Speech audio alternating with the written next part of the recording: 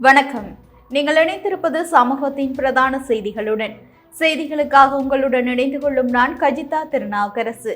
விரிவான செய்திகளுக்கு முன்னதாக இன்றைய தலைப்புச் செய்திகள். அத்தியாவசிய பொருட்களின் விலை உயர்வுக்கு எதிராக பண்டாரவளையில் கவனஈர்ப்பு போராட்டம். செருப்பு மாலை அணிவிக்கப்பட்ட தனது பதாகைகளை கிழித்து காரில் எடுத்துச் சென்றார் எம்பி அர்ஜுனா. குற்றவாளிகளை இலங்கைக்கு கொண்டுவர நீல சிவப்பு அறிவித்தல்கள். அமைச்சர் ஆனந்த விஜயபால அதிரடி. பயங்கரவாத தடை சட்டம் நீக்கப்பட்டு 2 மாதங்களில் புதிய சட்டம் மூலம் கிளிநொச்சியில் அமைச்சர் கர்ஷன நாணயக்கார உறுதி. நெடுந்தீவிலிருந்து கடலுக்கு சென்ற மீனவர் நாகப்பட்டினத்தில் சடலமாக மீட்பு. இலங்கைக்கு உடலை கொண்டுவர நடவடிக்கை. ஸ்ரேசலையின் உடல்நிலை தேறி வருகின்றது. தீவிர சிகிச்சையின் பின் மனைவி மனோரி சலே தகவல். அமெரிக்க ஈரான் போர் நிறுத்த ஒப்பந்தம். இலங்கை அரசாங்கம் வரவேற்பு. பருத்தித்துறை மருதங்கணி வீதியில் திடீர் தீப்பரவல். போக்குவரத்து பாதிப்பு. மத்திய கிழக்கு யுத்தத்தால் எகிரிய எரிபொருள் விலை. உலக சந்தை மாற்றங்களால் இலங்கையில் 40% அதிகரிப்பு. ரஷ்யாவின் ஹம்சர்கா தீபகற்பத்தில் அடுத்தடுத்து சக்தி வாய்ந்த நிலநடுக்கங்கள் பதிவு. அவை எமது தலைப்புச் செய்திகள். இனி தொடர்பான விரிவான செய்திகள். சோசலிச முன்னணி கட்சியின் ஏற்பாட்டில் அத்தியாவசிய பொருட்களின் விலைவாசி உயர்வை கண்டித்து பண்டாரவளை நகரில் தற்காலிக கவனஈர்ப்பு போராட்டம் ஒன்று முன்னெடுக்கப்பட்டுள்ளது. பண்டாரவளை நகரின் பிரதான பேருந்து திரைப்படத்திற்கு முன்பாக இந்த போராட்டம் நடைபெற்றது. நாட்டில் தற்போது ஏற்பட்டுள்ள அத்தியாவசிய பொருட்களின் விலை உயர்வு மக்களின் அன்றாட வாழ்க்கைக்கு பெரும் சுமையாக மாறியுள்ளதாக போராட்டத்தில் கலந்து கொண்ட பொதுமக்கள் குற்றம் சாட்டினர். அரசாங்கத்தின் பொருளாதார கொள்கைகளுக்கு எதிராகவும் விலைவாசியை குறைக்க கோரியும் பல்வேறு கோஷங்களை எழுப்பியதுடன் வாசகங்கள் எழுதப்பட்ட பதாதைகளையும் ஏந்தியவாறு அவர்கள் தங்களது எதிர்ப்பை வெளிப்படுத்தினர். சுமார் 2 மணித்தியாலங்கள் வரையில் நீடித்த இந்த அமைதி வழி போராட்டத்தில் நடுத்தர மற்றும் அடித்தட்டு மக்களின் வாழ்வாதாரத்தை பாதுகாக்கும் வகையில் இந்த விலை உயர்வை கட்டுப்படுத்த அரசாங்கம் உடனடியாக தலையிட்டு உரிய நடவடிக்கைகளை மேற்கொள்ள வேண்டும் என்று ஆர்ப்பாட்டக்காரர்கள் பலமாக வலியுறுத்தினர். V T cash and carry V T super ஸ்டோரின் கல்யாணி அன்னபூரணி பிராண்டில் அன்றாட வாழ்க்கையின் அனைத்து பொருட்களையும் ஒரே இடத்தில் பெற்றுக்கொள்ள வீட்டி கேஷ் அண்ட் கரி பாரிஸின் லாட்சப்பல். யாழ்ப்பாணத்தில் தனக்கு செருப்பு மாலை அணிவித்து வைக்கப்பட்டிருந்த 10 அடி உயர பதாகையை நாடாளுமன்ற உறுப்பினர் அர்ச்சுனா ராமநாதன் நேரில் வந்து கிழித்து தனது காரில் எடுத்து சென்றுள்ளார்.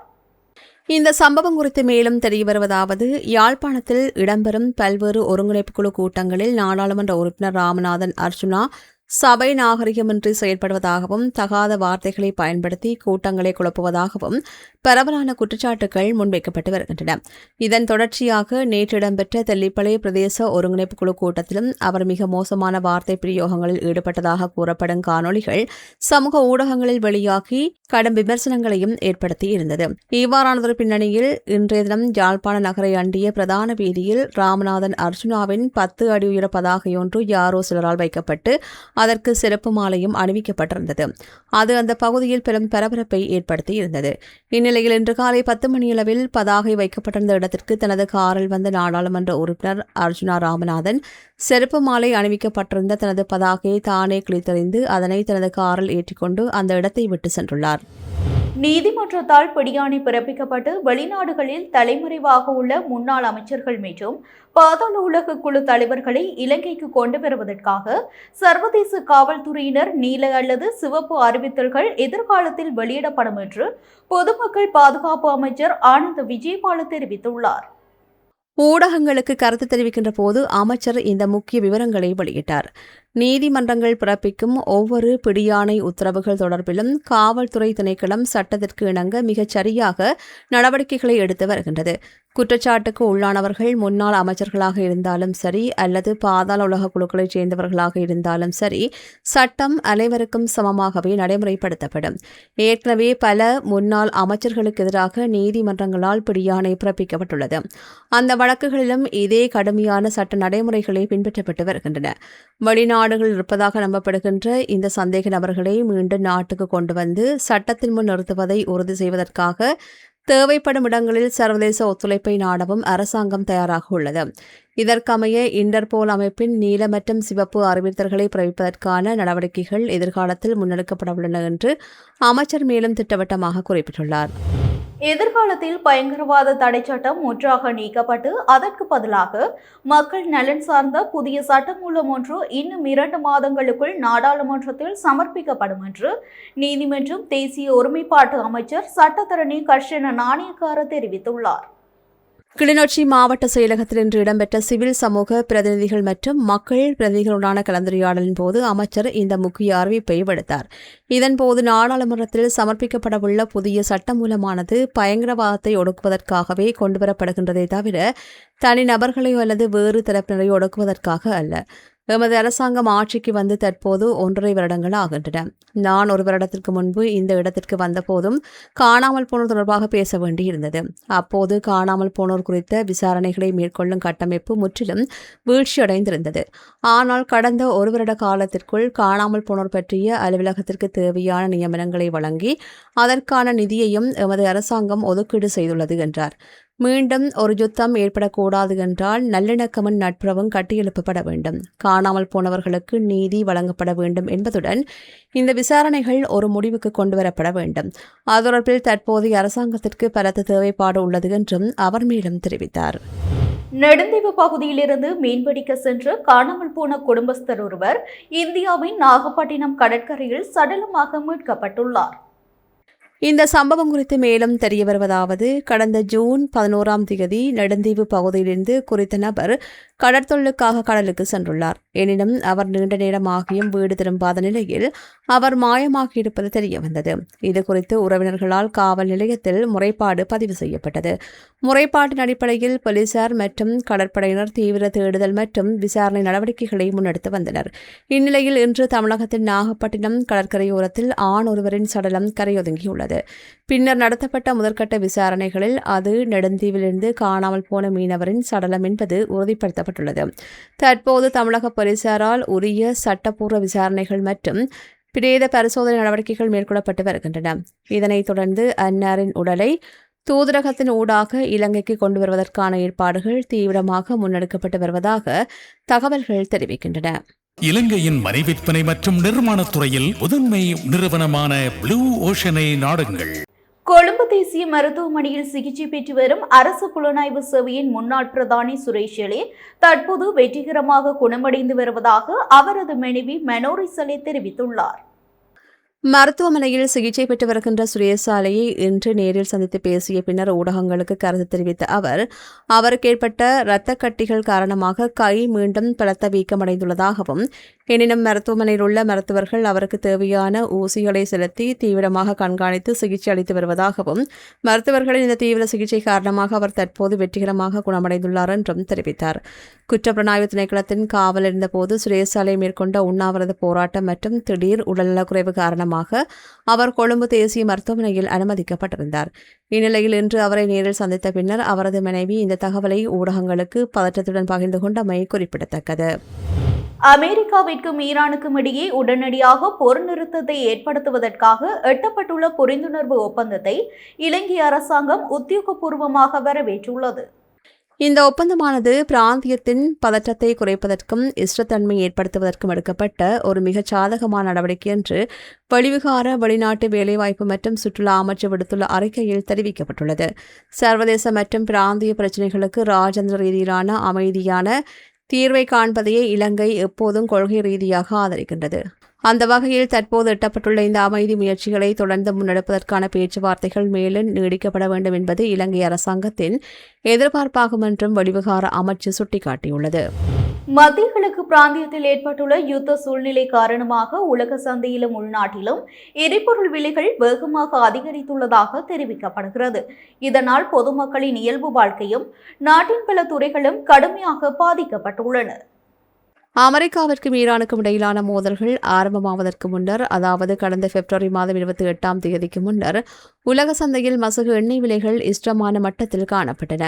மத்திய கிழக்கில் யுத்த மோதல்கள் தீவிரமடைந்ததை அடுத்து உலக சந்தையில் மசகு எண்ணெய் விலைகள் முன்னப்போதும் இல்லாதவாறு உச்சத்தை தொட்டன. கடந்த சில நாட்களாக உலக சந்தையில் மசகு எண்ணெய் விலைகள் ஓரளவு வீழ்ச்சி காணப்பட்டு நேற்று தினம் பிராண்ட் கச்சா எண்ணெய் $76.64 வீழ்ச்சியடைந்திருந்தது. இது கடந்த வருடத்தின் ஜூன் மாத விலை மட்டத்திற்கு சமனானதாகும்.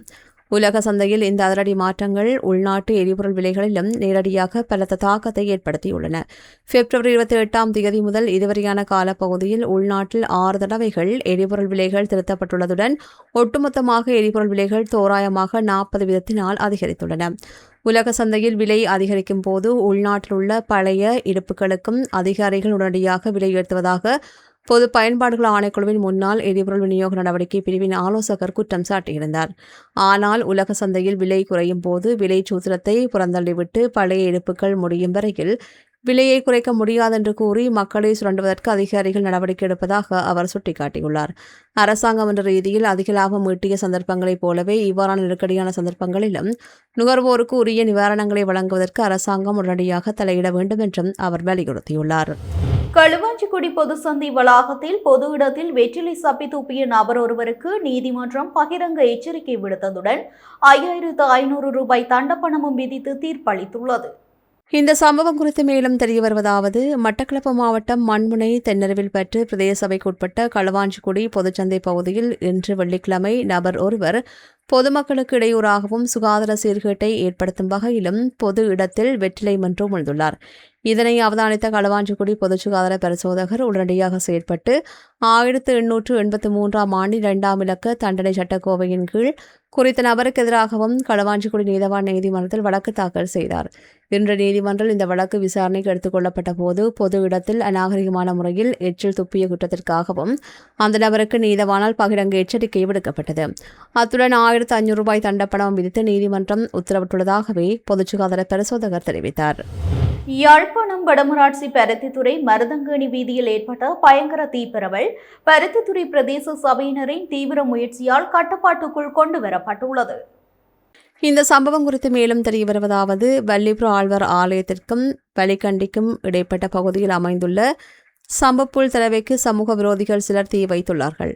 தற்போதைய வறட்சியான காலநிலை காரணமாக இந்த தீ மிக வேகமாக பரவி அந்த பகுதி முழுவதும் பெரும் புகை மண்டலமாக காட்சியளித்தது.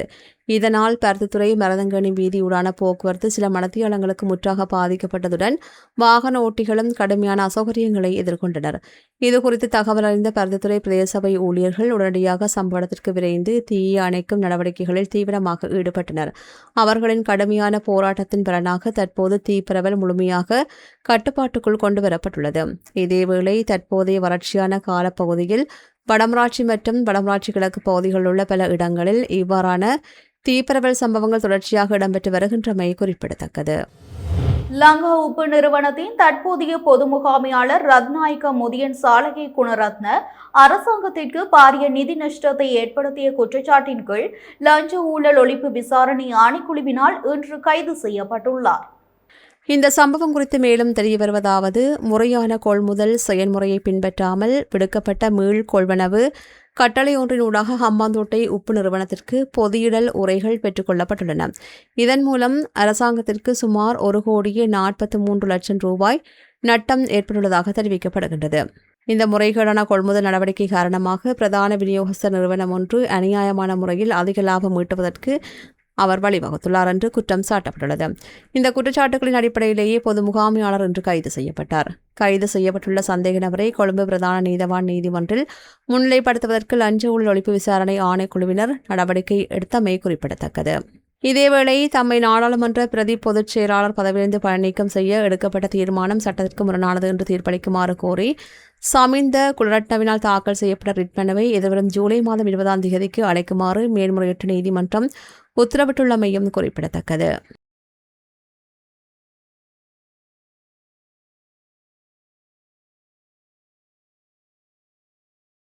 ரஷ்யாவின் தூரகிழக்கு பகுதியான கம்சட்கா தீபகற்பத்தில் இன்று வெள்ளிக்கிழமை அடுத்தடுத்து 2 சக்தி வாய்ந்த நிலநடுக்கங்கள் பதிவாகியுள்ளன.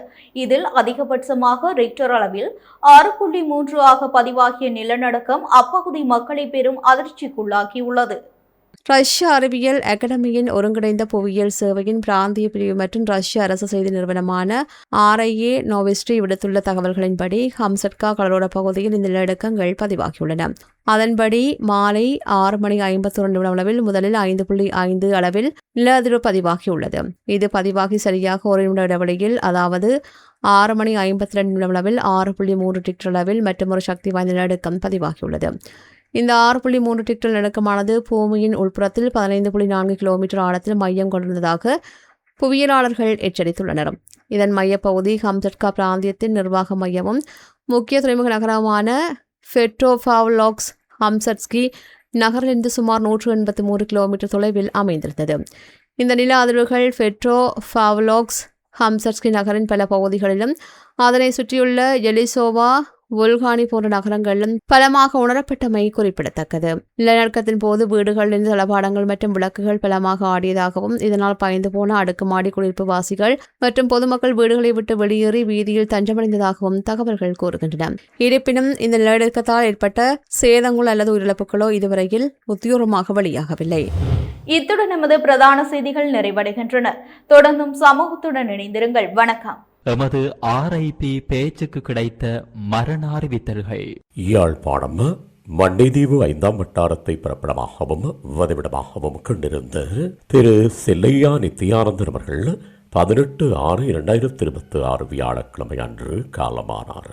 யாழ்ப்பாணம் ஆசீர்வாதப்பர் வீதி அரியாலை மேற்கை பிறப்பிடமாகவும் வதிவிடமாகவும் கொண்டிருந்த திரு ராமலிங்கம் சத்யேந்திரா அவர்கள் 18/6/2026 வியாழக்கிழமை அன்று காலமானார். நுவரெலியா தலவாங்கலை நானூயா டிவிசனை வதிவிடமாக கொண்டிருந்த திரு ராமன் நல்லுச்சாமி முத்துராஜ் அவர்கள் 17/6/2026 புதன்கிழமை அன்று காலமானார். யாழ்ப்பாணம் நல்லூரை பிறப்பிடமாகவும் நீர்வேலி வவுனியா பூந்தோட்டம் ஆகிய இடங்களை வாழ்விடங்களாகவும் கொண்டிருந்த திருமதி சண்முகநாதன் புஷ்பவதி அவர்கள் 18/6/2026 வியாழக்கிழமை அன்று காலமானார். மேலே அறிவிக்கப்பட்ட அனைத்து மரண அறிவித்தல் இறுதிக்கிரியை பற்றிய தகவல்களை அறிந்து கொள்ள ரிப் பேஜை பார்வையிடுங்கள். இதற்கான லிங்க் கீழிருக்கும் டிஸ்கிரிப்ஷனில் பார்வையிடலாம்.